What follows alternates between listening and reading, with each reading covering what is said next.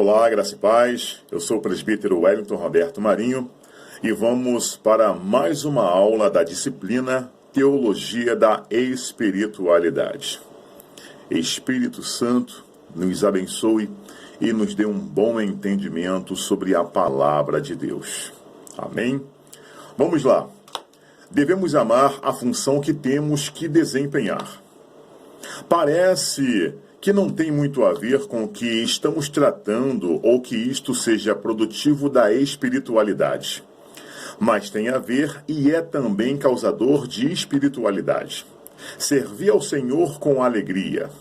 Salmos 100, verso 2.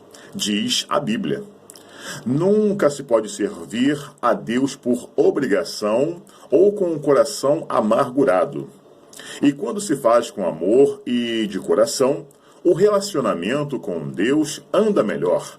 A graça flui. E, inclusive, para nós, façam tudo com amor, disse Paulo, 1 Coríntios 16, 14. Qualquer atividade humana pode ser feita por obrigação, simplesmente por sobrevivência financeira. O serviço cristão só pode ser feito com amor, mesmo que tiremos nosso sustento desta prestação de serviço. Uma pessoa espiritual fará a obra de Deus com amor e com alegria.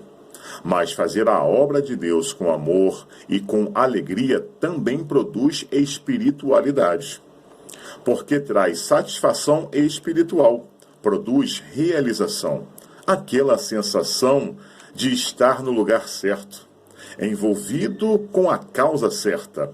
O ministro cristão não pode se considerar apenas um empregado de uma multinacional religiosa ou como um funcionário de Deus.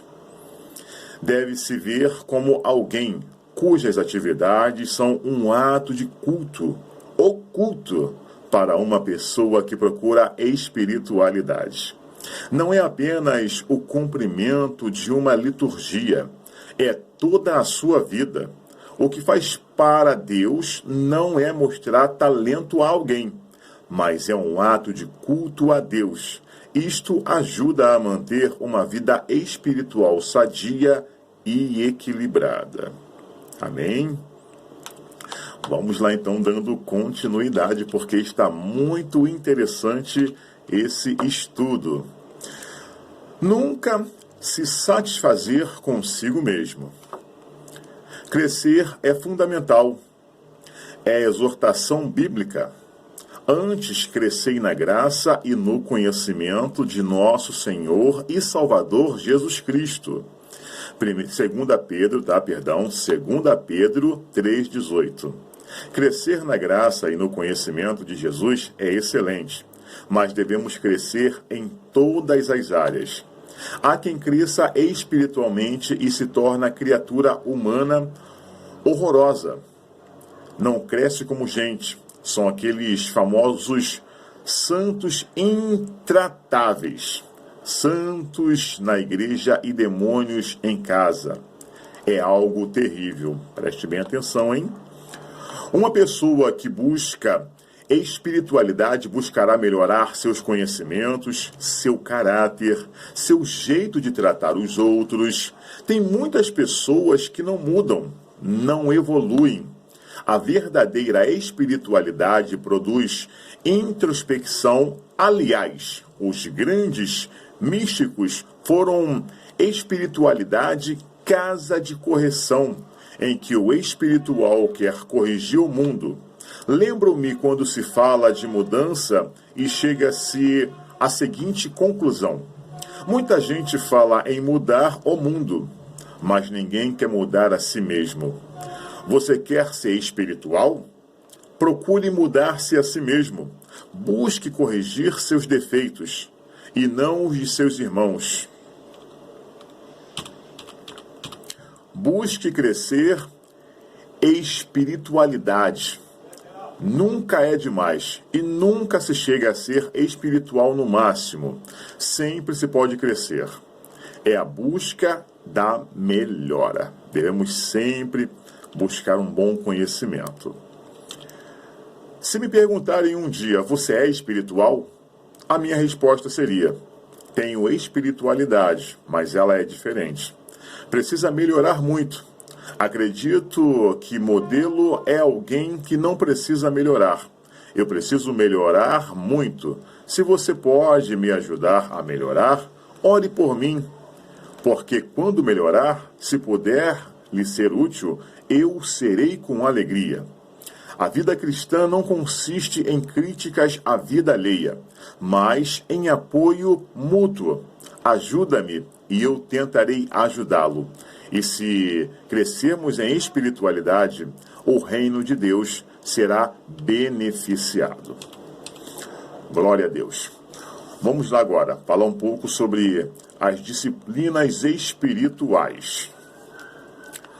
As disciplinas clássicas da vida espiritual convidam-nos a passar do viver da superfície para o viver nas profundezas. Elas nos chamam para explorar os recônditos interiores do reino espiritual. Instam conosco a que sejamos a resposta a um mundo vazio. Não devemos ser levados a crer que as disciplinas são para os gigantes espirituais e, por isso, estejam além do nosso alcance. Você pode. Ou para os contemplativos que devotam todo o tempo à oração e à meditação. Na intenção de Deus, as disciplinas da vida espiritual são para seres humanos comuns. Na realidade, as disciplinas são mais bem exercidas no meio de nossas atividades normais diárias. Não devemos pensar nas disciplinas espirituais como uma tarefa ingrata ou monótona que visa a exterminar o riso da face da terra. O objetivo das disciplinas é o livramento da sufocante escravidão ao auto-interesse e ao medo. Quando a disposição interior de alguém é libertada de tudo quanto o subjuga, dificilmente se pode descrever essa situação como tarefa ingrata e monótona. Cantar, dançar e até mesmo gritar caracterizam as disciplinas da vida espiritual. Podemos destacar que as disciplinas espirituais não são difíceis. Não precisamos estar bem adiantados em questões de teologia para praticar as disciplinas. A Bíblia chamou o povo a disciplinas tais como jejum, meditação, adoração e celebração. E quase não deu instrução nenhuma sobre a forma de executá-las. É fácil de ver a razão porque essas disciplinas eram tão frequentes praticadas e de tal modo constituíam parte da cultura geral que o como fazer era conhecido comum. As disciplinas espirituais são uma realidade interior e espiritual. E a atividade interior do coração e muito mais decisiva do que a mecânica para se chegar à realidade da vida espiritual. Disciplina da meditação. Na sociedade contemporânea, vamos voltar aqui. Disciplina da meditação. Na sociedade contemporânea, nosso adversário se especializa em 3 coisas: ruído, pressa e multidões. Se puder manter-nos ocupados com grandeza e quantidade, descansará satisfeito.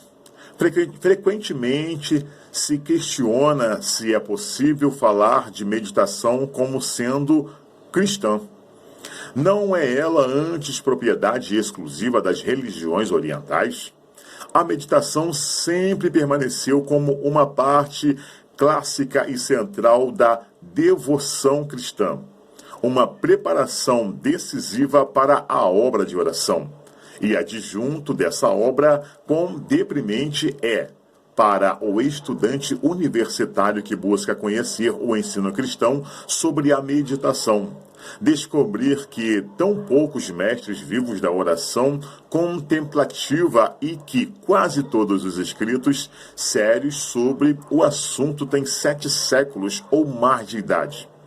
Não é que admirar que tal estudante se volte para o Zen, para a yoga ou para a meditação transcendental. Certamente a meditação não era coisa estranha aos autores das Escrituras. Saíra Isaac a meditar no campo ao cair da tarde. Gênesis 24, 63.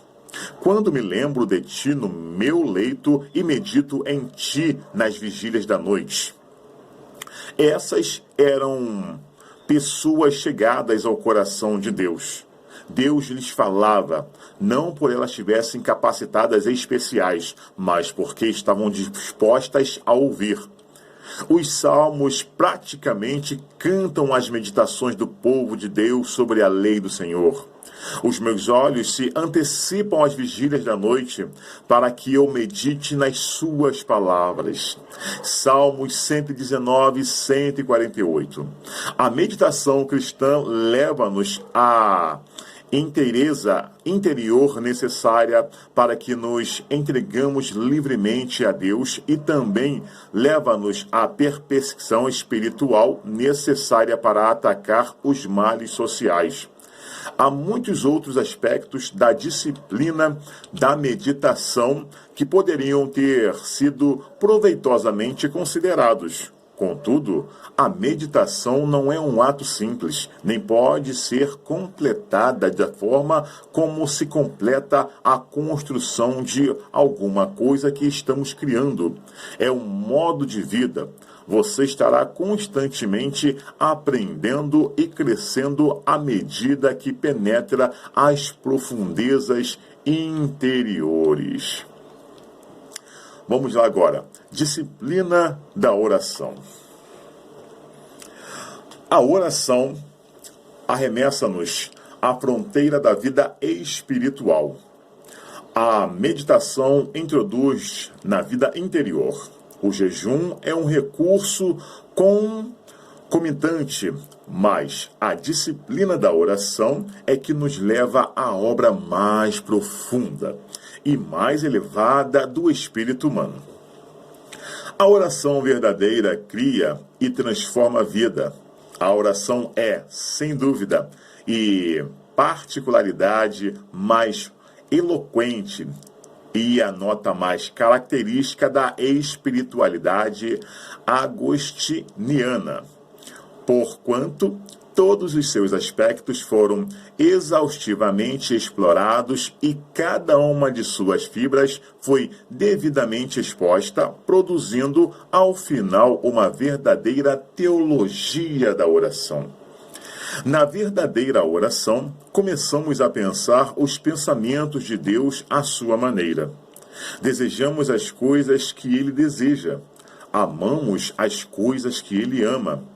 Progressivamente, aprendemos a ver as coisas da perspectiva divina. Percebemos que os suplicantes que encontramos na Bíblia agiam como se suas orações pudessem fazer e fizessem uma diferença objetiva. O apóstolo Paulo alegremente anunciou que, porque somos cooperativos de Deus, 1 Coríntios 3,9, isto é, estamos trabalhando com Deus para determinar os resultados dos acontecimentos. A verdadeira oração é algo que aprendemos. Os discípulos pediram a Jesus, Senhor, ensina-nos a orar. Lucas 11:1. Eles haviam orado a vida toda. Não o bastante algo acerca da qualidade e quantidade da oração de Jesus levou-os a ver quão pouco sabiam a respeito da oração. Se a oração deles havia de produzir alguma diferença no cenário humano, era preciso que eles aprendessem algumas coisas. A oração é vista como o instrumento que tem por finalidade explorar o máximo possível os recursos que Deus dispõe. Deus é apresentado como uma fonte inesgotável de poder que é colocada à nossa disposição. O que podemos deixar bem claro é que precisamos entender que a oração é um processo de aprendizado. Um dos mais decisivos aspectos do aprendizado da oração pelos outros é entrar em contato com Deus, de sorte que sua vida e seu poder sejam canalizados para outros por nosso intermédio.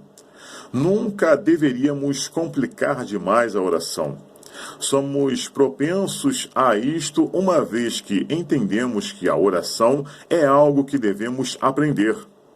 Também é fácil ceder a esta tentação porque, quanto mais complicada fazemos a oração, tanto mais as pessoas dependem de nós para aprender como fazê-la. Não temos que preocupar com o fato de que esta atividade tomará muito de nosso tempo, porque ela não toma tempo algum, mas ocupa todo o nosso tempo. Não se trata de orar e depois trabalhar. Oração simultânea com o trabalho. Precedemos, envolvemos e acompanhamos todo o nosso trabalho com oração. Oração e ação tornam-se inseparáveis. Temos tanto que aprender, uma longa distância a percorrer. Certamente, o anelo de nossos corações se resume no seguinte: desejo uma vida de oração mais excelente, mais profunda e mais verdadeira. A disciplina do jejum. Muitas das pessoas mencionadas na Bíblia jejuaram. Moisés jejuou quando estava no Monte Sinai. Êxodo 34, 28. Ana jejuou quando queria ter um filho e o pediu a Deus. 1 Samuel, capítulo 1, verso 7. Davi jejuou também em diversas ocasiões. 2 Samuel 1, 12 e 12, 22. Toda a nação israelita jejuava no dia da expiação. Levíticos 23, 27. E o Velho Testamento fala de muitas outras ocasiões que se praticou o jejum. Em nossos dias, o jejum tem sido desacreditado, tanto fora como dentro da igreja.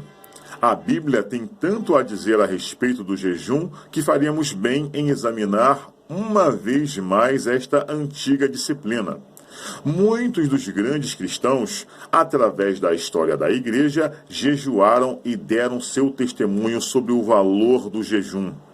Temos que deixar claro que o jejum não é uma disciplina exclusivamente cristã. Todas as grandes religiões do mundo reconhecem o seu mérito. Nas Escrituras, o jejum refere-se à abstenção de alimento para finalidades espirituais.